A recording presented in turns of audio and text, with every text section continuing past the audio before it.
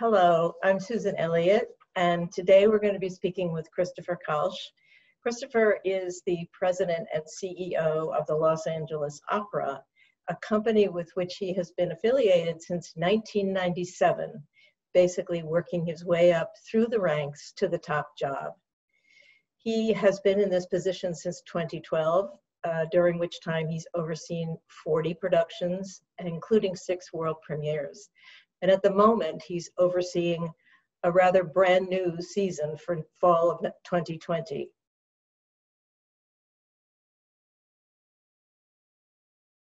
Hello, Christopher. Hello, Susan. You all have been pretty much dark since since March, right? March. We were 6 performances into a 7-performance run of Roberta Devereaux, and unfortunately we had to pull the plug before we got to the last performance. Yeah. And now you have rescheduled spring of this year to a future season, correct? Well, the fall of 20 is being postponed for a year. The idea with the postponements really was that so much time and effort had gone into the construction of those projects, and we were very, very proud of them and very proud of the artists that were going to bring them to life on our stage. And it felt sort of tragic to lose all that, and also to lose the excitement that our audience felt about that work. Yeah. And so this was a way of basically building a bridge towards a more optimistic and positive future. I noticed that you all have made arrangements to pay artists. Can you talk a little bit about that? That's pretty unusual, I think. Sure. I mean, we're kind of thinking of this in phases. And so, the first phase from my point of view was, how do you get the company up and running remotely and kind of turn that around on a dime? And then what decisions do you make, again, in order to ensure the safety of individuals? And so the decisions that we made from February until June were guided by those essential principles, with the idea that I really wanted to figure out a way to build a bridge, basically, that I am an optimist by nature, and I believe that we will get through this. But the strength of the company, the company doesn't exist to perpetuate itself. The company only exists, as I said before, to forge that connection between artists and audiences. Right. And so philosophically, we were just trying to think of every possible way to try to keep that community together and to try to provide a measure of support for that community. We were very, very, very thankfully the recipient of a PPP loan, and that allowed us to, certainly anyone that was on the payroll, that allowed us to pay a substantial portion of those individuals' wages. And so that was wonderful. We weren't able to do that with principal artists. Of course, they weren't eligible for that. But we do have the LA Opera Relief Fund, which people have been supporting to a rather astonishing degree of generosity. And that allowed us to also provide some measure of support for principal artists. So phase 2 really, for me, is this, September to December period. Right. We remain hopeful that the development and the large scale adoption of either a vaccine or of an effective therapy for coronavirus will allow us to reopen in January, even as we have to obviously create contingency plans if that's not the case. We just pivoted to a different point of view, and that point of view was what can we do even within the boundaries of the limits to cash flow. And so we came up with this plan, which we sort of called 2080, which is the idea of paying a deposit now for labor in the future. By comparison to other companies our size, we have a little bit of an unusual labor arrangement, and there were only 2 unions that had agreements with the company for those fall productions when the theater closed, and that was AGMA and the FFM. So we had conversations with those unions about this idea of guaranteeing work in the future through the postponements rather than cancellation, and then the idea of trying to pay this deposit.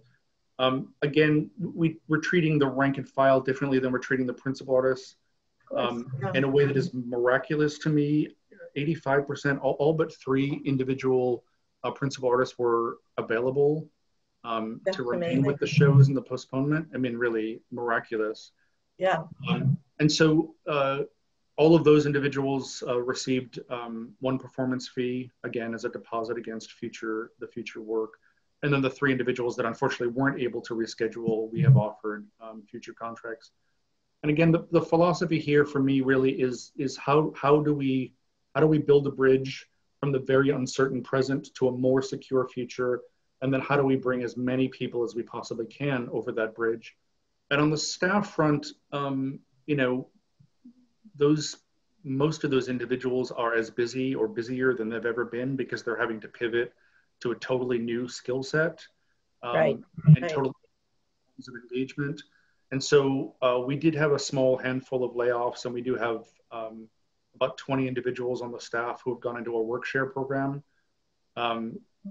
Again, with the idea of kind of shared sacrifice, that we all have to kind of buckle down in order for us to, again, not to torture this metaphor, but to try to get us over the bridge. One of the things that I was thinking about was the fact that you have been with the company since 1997, working your way up through the ranks, and have overseen all sorts of economic disasters, a couple of personnel blips here and there, things like that. And just seems that you are fully equipped to keep the company rolling along the way it has been.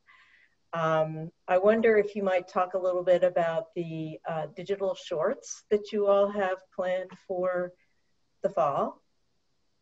Sure. I mean, I would just say, as to my having spent most of my adult life with the company, that has actually been really helpful in every single particular challenge that the company has faced, because there's, of course, an accumulation of knowledge. Digital Shorts really is a program that comes out of twin desires on our part.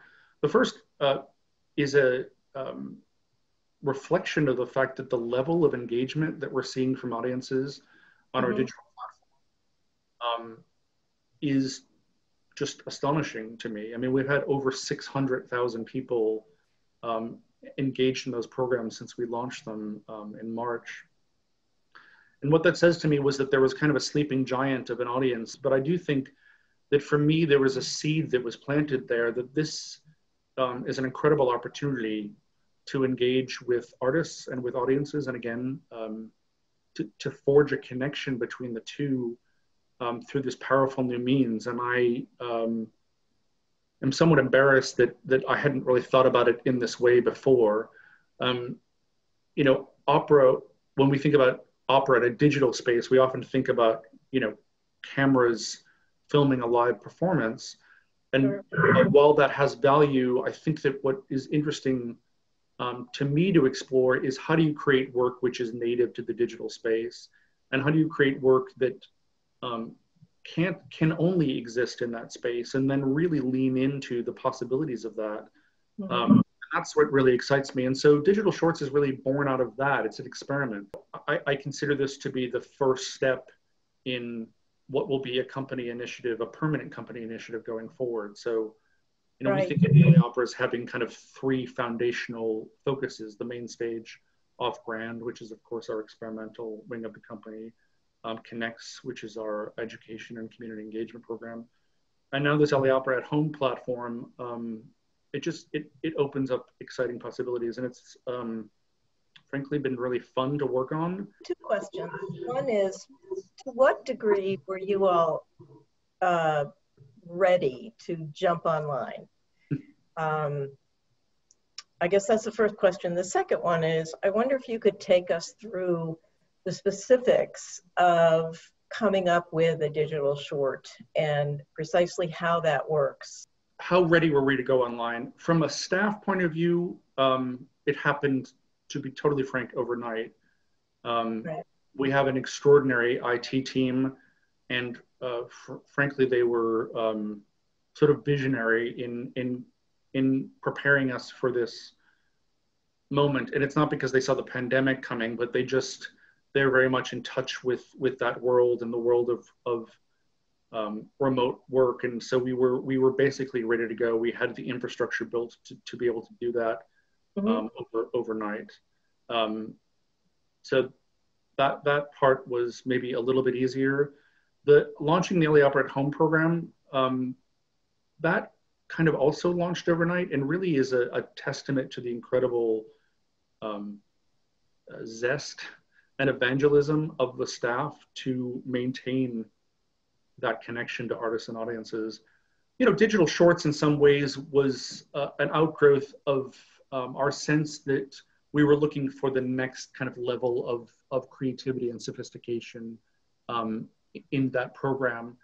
And a little bit like the birth of Off Grand, you know, I sort of look out into the landscape and I see all these extraordinary artists who, to my mind, are the vanguard of opera. And, you know, they are the architects of the next iteration of this 400-year-old art form. Just to clarify that the Off Grand series, for people who may not be familiar with it, is the sort of contemporary experimental series that you all do. Yes. So take us through one of the digital shorts that we will see in the fall.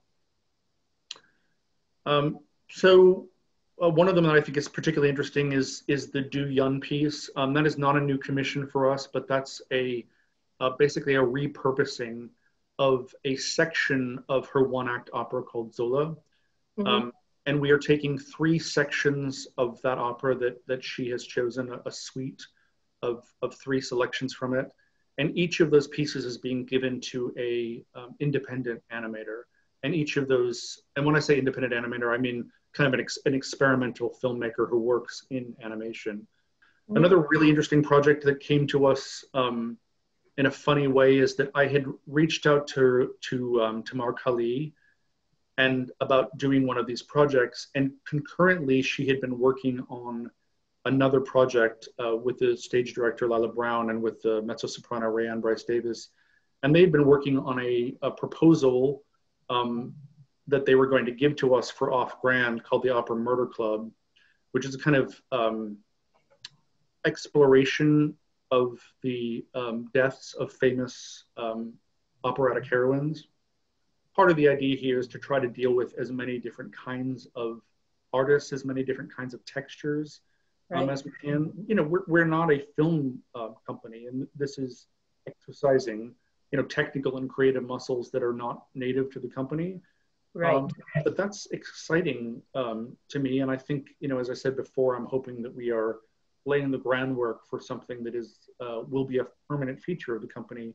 Do you have some parting words, some words of wisdom for your colleagues, anything like that that you'd like to add to this? And I often think that, you know, people tend to think of opera as being something quite